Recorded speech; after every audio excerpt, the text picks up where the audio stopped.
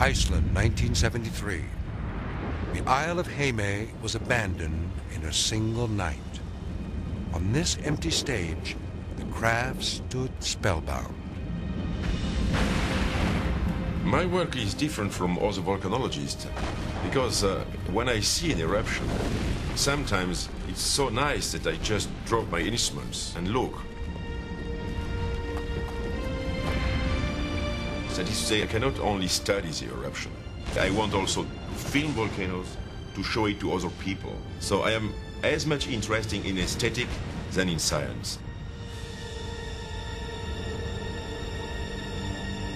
As was often the case, the Crafts were the only foreign filmmakers on the seat.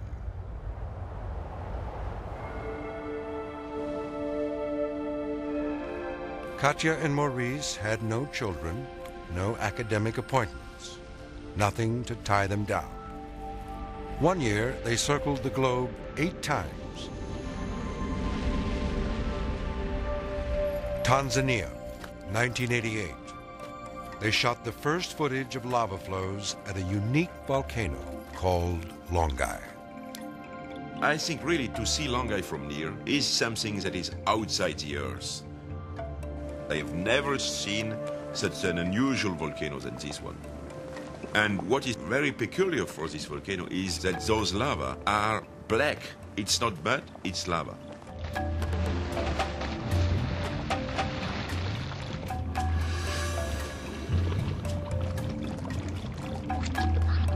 And once you see those black lava flows going here and there in this crater, 24 hours after emission, those black lava became white.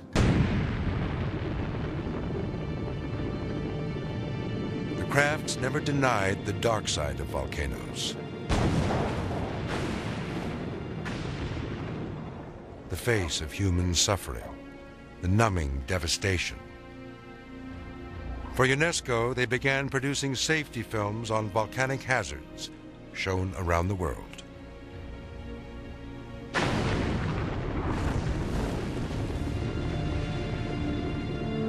Footage of aftermath was impressive, but the Crafts aimed to capture pyroclastic flows in action. Alaska, 1986. A close encounter on the slopes of Augustine produced amazing footage and whet their appetite for more. We have seen so much big eruptions that now we want to see bigger and bigger and bigger, and these don't happen so often. So sometimes we have to wait 1 year or even 2 years to see something really enormous. And more enormous it is, better it is for me.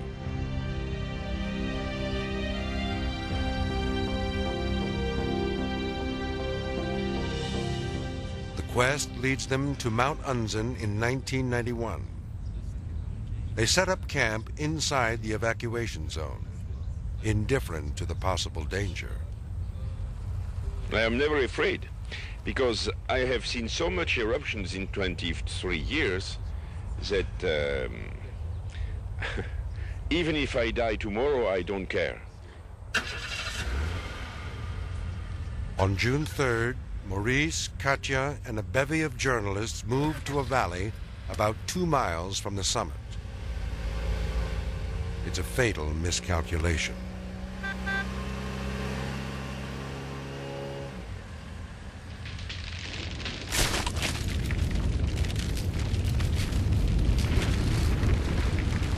Something triggers a pyroclastic flow about 10 times bigger than all that came before. Within moments, it overwhelms the valley.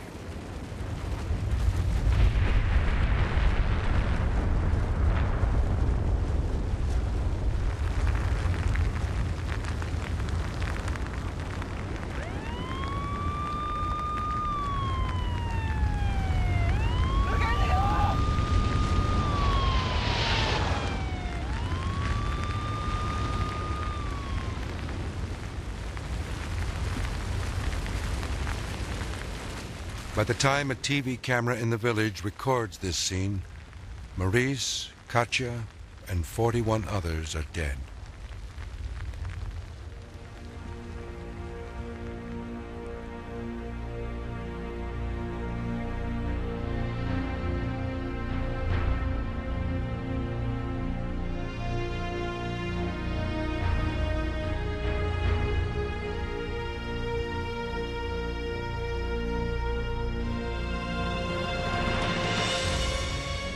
Surely no one loved volcanoes better than Maurice and Katja Kraft. Every time we marvel at their films, we are seeing the world through their eyes. And for a moment, it's as though they are with us again.